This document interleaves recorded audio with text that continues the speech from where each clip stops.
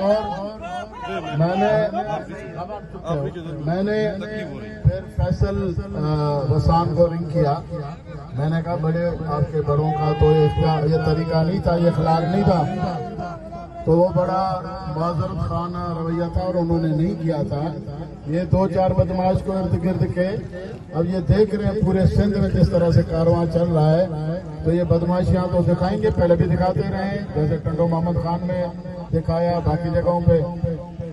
तो अब जब ये देख रहे हैं कि लोग इनकी बात सुन रहे हैं, ये काफिला चल रहा है और ये शायद हमारा जो गुब्बारा से हवा निकल जाएगी, तो उसको बचाने के लिए ये बदमाशियां करते हैं। और ये 12-14 साल से ये बदमाशियां ही करते आ रहे हैं।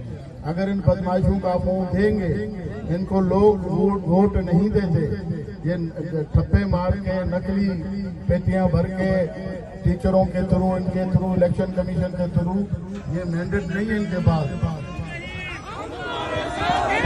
मेहरबानी मेहरबानी मेहरबानी, मैंडेट इनके पास नहीं है, जो नकली मैंडेट है और ये खत्म होने वाला है इंशाल्लाह जल्दी। अब ये टेन्योर खत्म होने वाला, उससे पहले भी ये इनका हो सकता है।